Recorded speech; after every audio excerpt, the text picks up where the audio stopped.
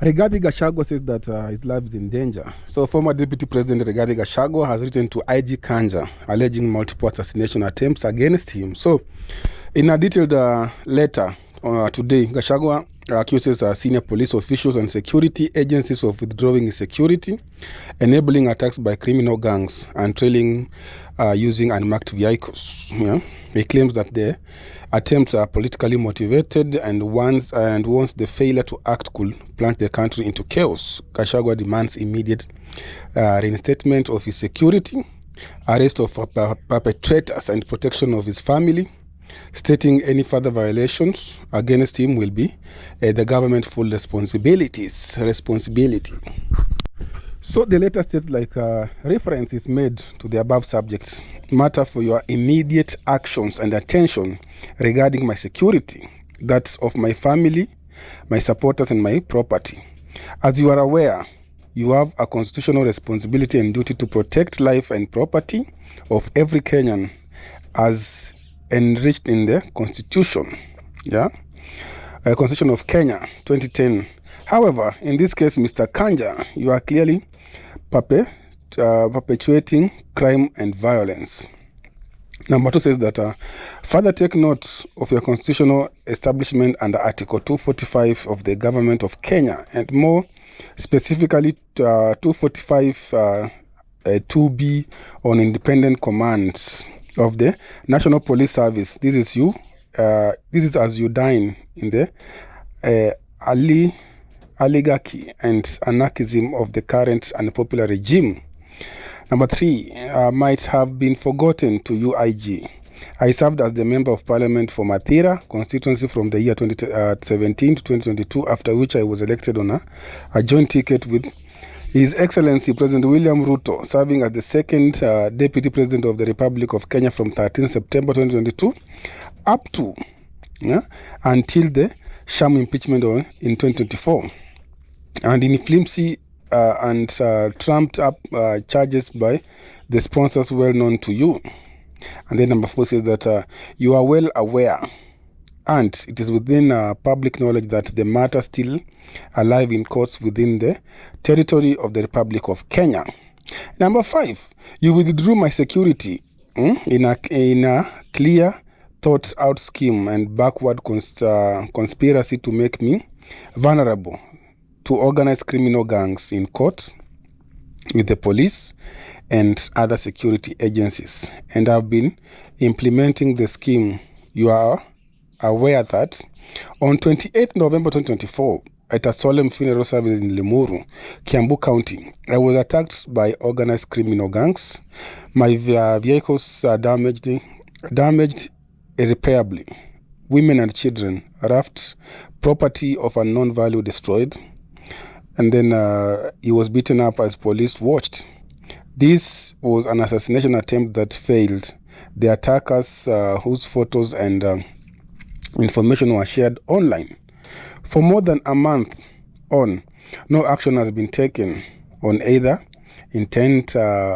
Instead, politicians and leaders aligned to me, including senior Karungo Wadhangwa, former Limuru MP, Honorable Peter Mwadhi, have been treated to harassment by security agencies over what is within your knowledge and whom the planners and executors were. On 28th December 2024, in Shamata, Nyandarua County, an inspector of police flanked by organized criminal gangs threw tear gas canisters at me to scatter my supporters and create a fertile avenue to attack me with assassination in intent. The inspector of the police, well known to you, has been disciplined for destabilizing peace and attempt assassination. On 18th January 2025 this year, at Kamukunji grounds in Nyeri town, at a prayer rally organized by the popularly known Reverend Maina or OTC, when my spouse Pastor Dorcas Rigathi was preaching, an attack gang well known to you descended on the congregation and took over the prayer meeting. My spouse had to be whisked away by a private security. The police in civilian attire joined forces with the criminals, and therefore no action has been taken. You are well aware that I was to attend these prayers, and after an intelligence tip-off, I skipped as a responsible citizen to avoid what would have been retaliation by my supporters, which would have led to conflict bad for our nation. On 23rd March 2025, at the ACK St. Peter's Cathedral in Nyeri, criminal gangs well organized by yourselves and parties known to you attacked the Christian faithful where I was attending a Sunday service. The police deliberately and idly watched mayhem as Christians were harassed and vehicles stoned in the church compound and outside again. You have kept a deaf ear and golden evil silence on the matter within your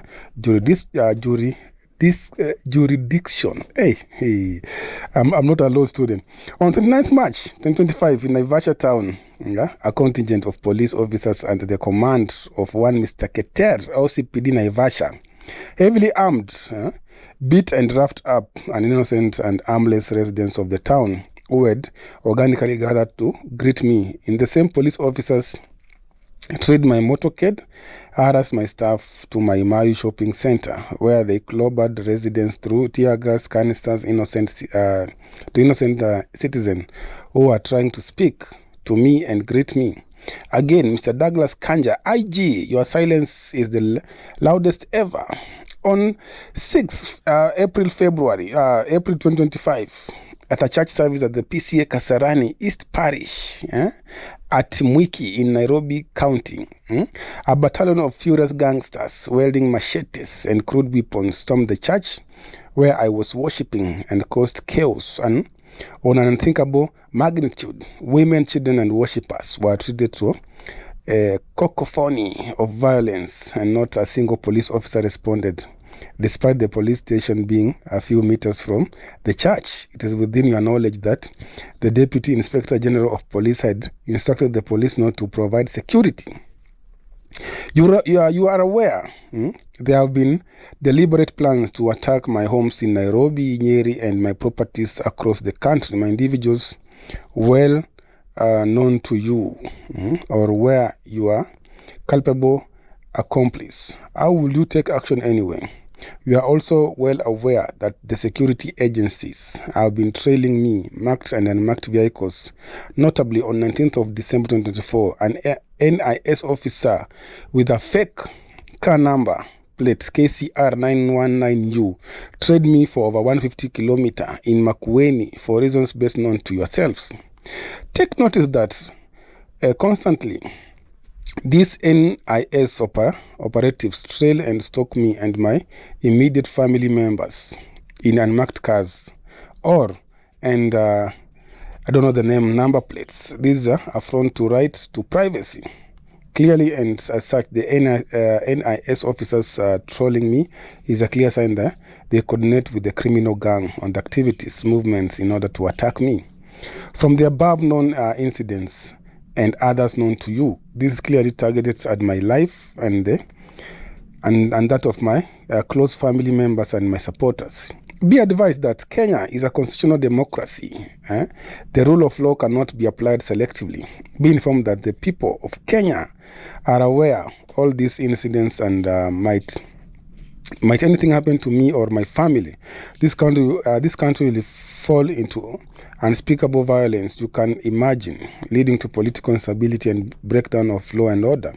Be reminded that in the run-up to the 2007 general election, similar patterns, incidents, either soft or hard, exposed Kenyans into international shame, and you are one-time holder of the office found his way to the International Criminal Court of ICC. And then I said, be informed that under the Constitution of Kenya, under Chapter 4, the Bill of Rights, Fundamental Freedom and Rights are guaranteed to every Kenyan and not under the mercy of the state and its bureaucrats. Therefore, then, I demand as follows and advise to Mr. Douglas Kanja, IG, immediate arrests and prosecution of the perpetrators of the violence, provide security in all public and gatherings that I attend as a leader in this country, provide me with security with immediate effect, cease and desist from interfering with peaceful gatherings of citizens, stop with immediate effect NIS officers and other security agencies from stalking and trolling me and my family members, protect of my homes and property, take a firm notice that might further violence take notice that might further violence and assassination attempts meted on me whatsoever. You will be personally responsible to the people of the Republic of Kenya and to the entire world.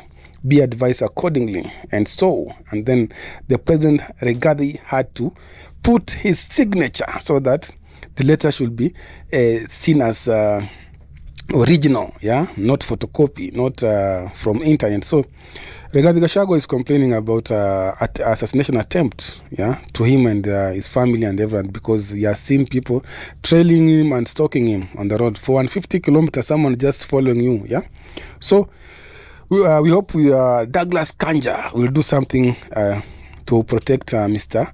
Rigathi Gachagua and his family. So I'll see you in the next video. Bye bye.